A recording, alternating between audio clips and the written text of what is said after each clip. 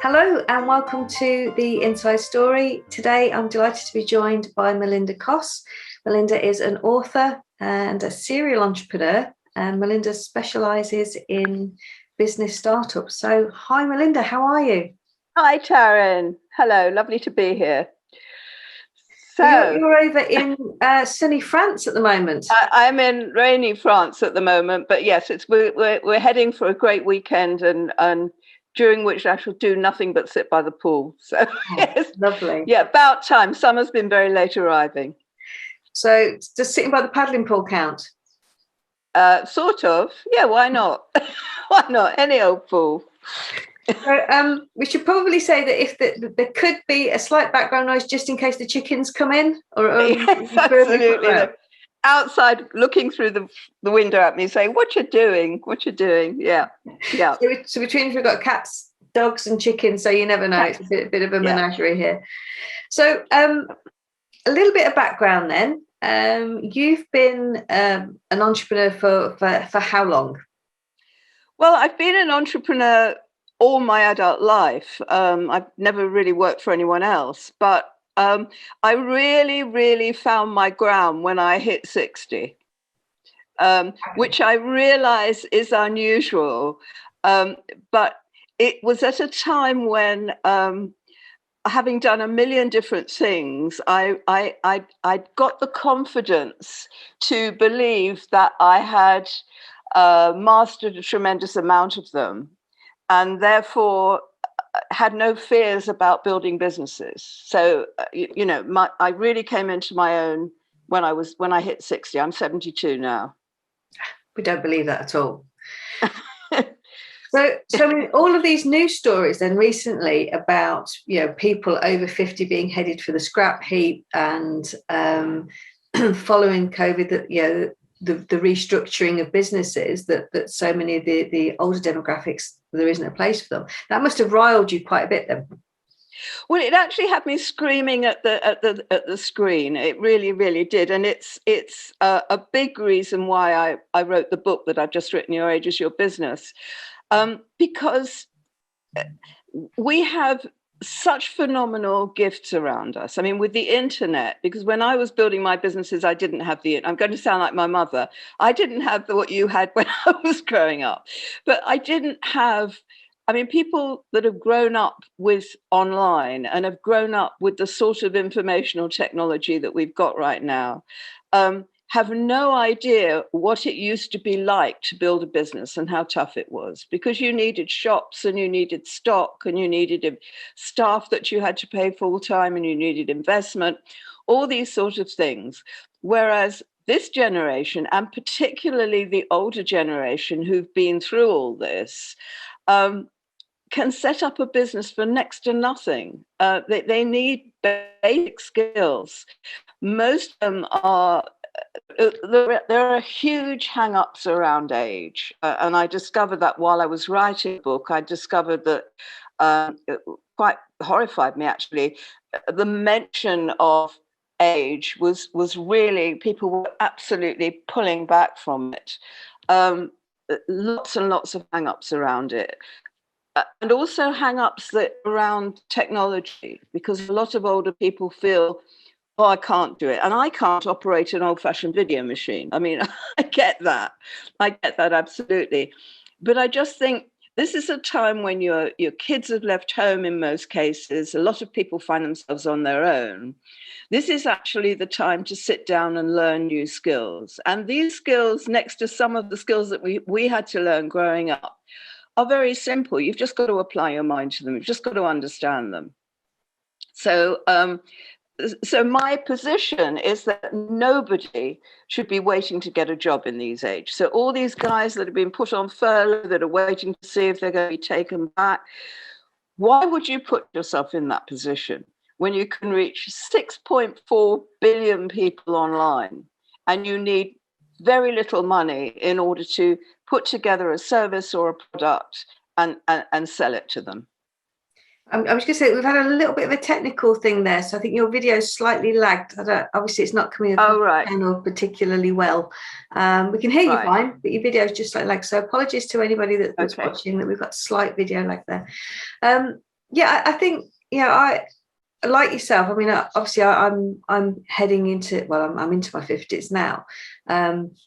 My mum's been in business. She's 76, and she's been in business since she was in her 40s, and she's kind of gone with the times, and very much now. She's got her Mac, and she's got her website, and she takes all her online bookings because she's got holiday apartments. So she understands how booking.com. But it's been quite a challenge for her, and she's had to grasp that and move with it. And I don't see any reason, why you would say, well, just because you've hit a certain age, you can't do that. Yep. Yeah.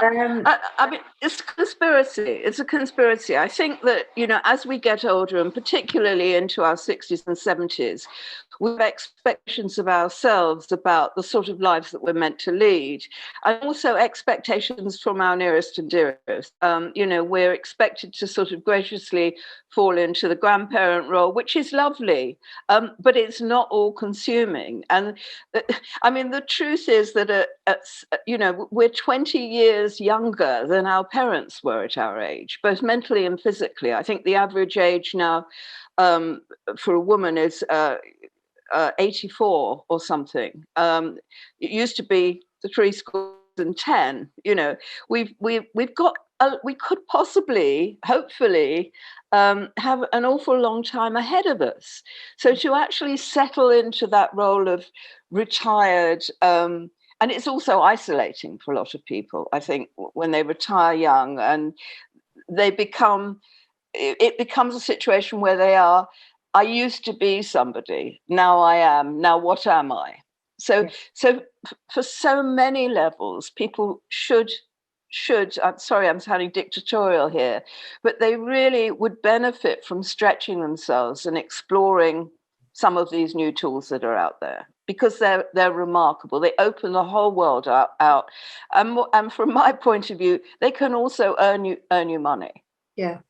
I mean, before we go on to the financial importance, I mean, you tend to find that, and we've seen it probably in our own families, we've seen it in people that we know. The minute you retire, your brain sort of kind of goes, okay, that's it, and you see a deterioration in mental capacity and in desire to do things, which to me seems incredible because, as you said, you've got this wealth of experience and knowledge. And then you're confined to the allotment or the garden or the golf course, Yeah. But even if you have a passion like that, so if you're passionate about golf or you're passionate about your allotment, there are so many people out there that could benefit from your knowledge in those areas. And that's what this book is about. So it's showing you how you take the knowledge that you've acquired, both personally and professionally, and put it into a product that you can sell to people, because there is somebody out there with all those people that you can reach. And that's the hardest thing, actually, is understanding how many people you can reach. It could be a specialist thing. You could have got over an illness. You could have found ways with dealing with an adolescent. Any skill that you have managed to master, and that you can share with other people, you can make money from. So information courses, and I don't have the figure in front of me, it's in my book, but the self-learning market is massive, both in terms of people wanting to get a new hobby. I mean, it doesn't have to be, you don't have to be selling a professional skill, but getting a new hobby, or learning a professional skill. The market, especially since lockdown, has completely exploded. I mean, it's worth billions of pounds now. Yeah, and I think you just touched on the key thing there. There used to be a little bit of derision aimed at people that worked from home, that had kitchen businesses or back bedroom businesses, and that they were kind of looked down upon a little bit.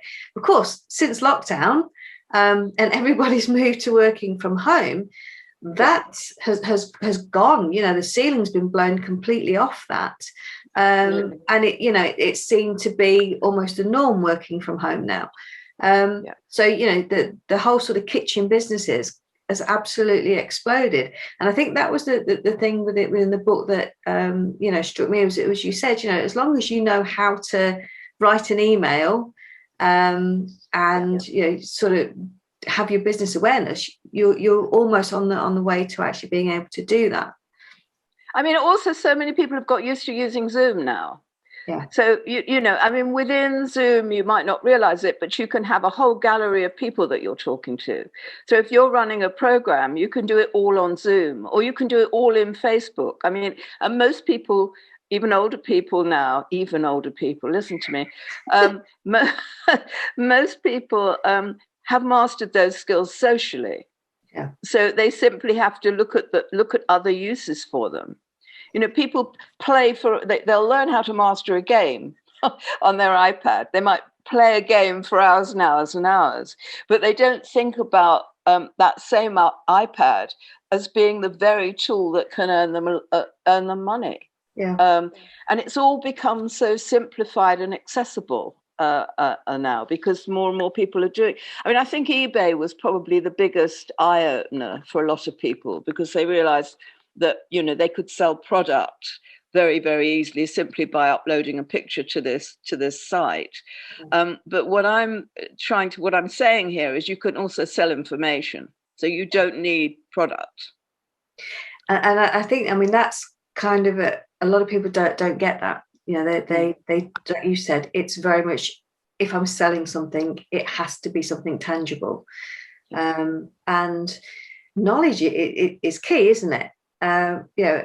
Experience and knowledge and experience. I mean, I left school at 14. I don't have any university degrees, and I never really stuck to one path at all career-wise. But once I had, I created a soap business, starting in my kitchen and ending up supplying all the supermarkets.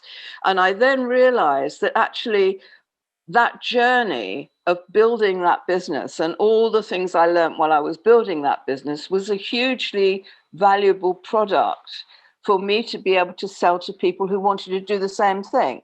So that's how I really started with this. So I simply took my life experience or my professional experience, put it into a package, and offered consultancy services and online courses and things like that, just teaching people what was second nature to me, because I'd been there and done it. Well, we should probably say you've still got those courses now. Yes, that you still do that with people. Have you found that the take up is quite high from older people, or is it still the sort of younger mums and things? It's quite high from older people. I mean, I'm dealing with all age ranges, really. I mean, a lot of people are in corporate jobs and want to decide they want to leave that rat race and start something from home. Actually, that's not particularly advisable with a skincare business or a soap business, because there's an awful lot involved in it, an awful lot of legislation. But for example, you could do flower arranging. You could be a corporate person who goes into flower arranging, or and then if I was doing that and I could go to somebody that had built a great successful florist shop, I would be really shortcutting my effort and the chance for making mistakes if I did that. So if you were a solicitor and you specialized in property law or employment contracts, or if you'd worked in logistics in a big supermarket, for example, and small companies that are setting up need to know how logistics work, you could package those and market them. There's virtually nothing that you can't find an audience for. The art is learning what tools to use, how to find your audience, and how to put your package together. And that's really what I'm teaching in the book. Yeah. I mean, as you know, my background has been in marketing. So, I've watched how marketing has changed and how much more accessible online marketing is for everybody. And you mentioned it earlier, the old generation are very good at being on social media. Yeah, they're very good keyboard warriors, quick to get on there and complain when there's a problem with something that they've bought. But again, there's that lack of realization that they have those skills to be able to further market themselves and reach such a massive audience.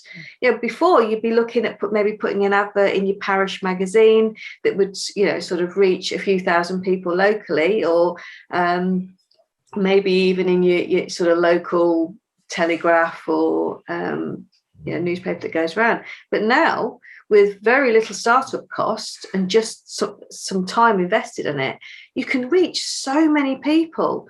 The sort of free-to pals and things like that for craft businesses and all kinds of things are there.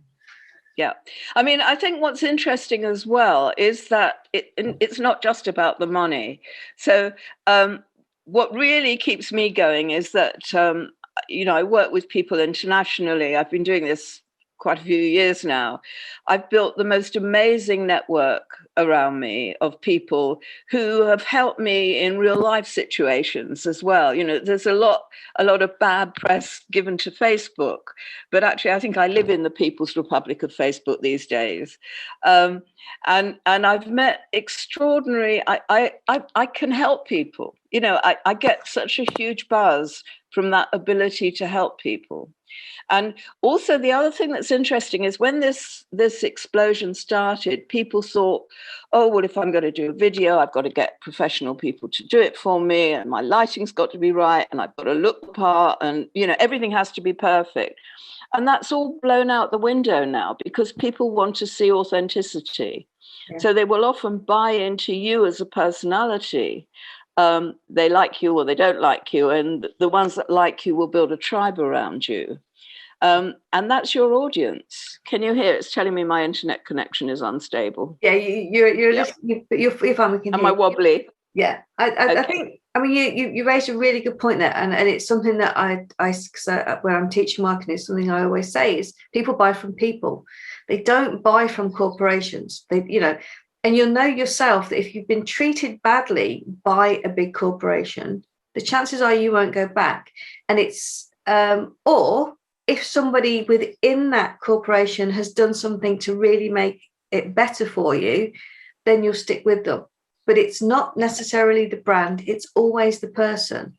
Being able to have that connection online and being able to see people and see internet's a little bit wobbly, but that makes you the same as me, because my internet sometimes is a bit wobbly. Yes, absolutely. I mean, I think people are realizing that this is accessible and that you're just dealing with other people. They're reassured by the fact that they're dealing with people that are in a similar situation to them, maybe, or have been through the same sort of experiences as them. That's it. Yeah, we associate with people, and we like to know that you understand the pain or the struggle that I'm going through. A faceless, glossy, posh course doesn't give you that same feeling of, well, you understand, you've been there, you've done it, and you get where I'm coming from. You haven't started with millions from mummy or daddy. You've actually started from the ground up and you've built it. And I think that's the kind of connection that people are looking for, particularly in this type of business. Yeah. So, I mean, the book's, it's a little pocket book, and it's full of a little book. Well, I reckon that attention spans aren't very long, and what I've done is I've condensed, and I've had a lot of fun with people in the book. I've taken the mickey a bit. I can't resist it, but I've condensed an awful lot of information in a very small space. So it's about an hour and a half's read, and you've got to go back and pick out the bits that you need and then work through it. But I could drown you with information. I haven't done that. Because I think that if I can wake you up to this, if you read the book and I can amuse you and I can wake you up to this, then I hope you come onto my page, because I'm going to do a program which actually will hold you through the process. But I just wrote the book to try and get people to understand that they can really do this. Yeah, I mean, initially the book was a kind of knee-jerk reaction to, whoa, hang on a minute. No, we're not destined for the scrap heap. Actually, we've got a huge amount of value. I mean, there is a lot of humor in it. you know, and you're not afraid to be yourself in there, which is what I love. You know, the book is very much you. We can hear you all the way through it. It might be a small book, but actually, when you kind of take it apart and you start to go through it, there is a massive amount of information in there, that if you've got no idea what you're doing, it's a brilliant place to start. But written in a way that's not scary. I mean, you know, you could have done something that was 600 pages long and took you through every single bit, but no one's going to read that, because they'll go, I don't want to do it anymore. It's too much. And you know, what you're saying here is this is not a hard step to take.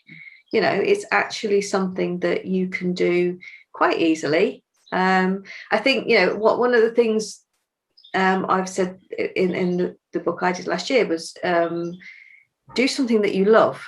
If you're doing something that you love, it stops feeling like it's a chore and a job. Yeah, absolutely. But also, you know, don't necessarily stop everything that you're doing. So if you are in a big corporate, don't think, right, that's it, I've got to completely stop and start something else. You can build it up slowly, and start to get that following, get that tribe behind you.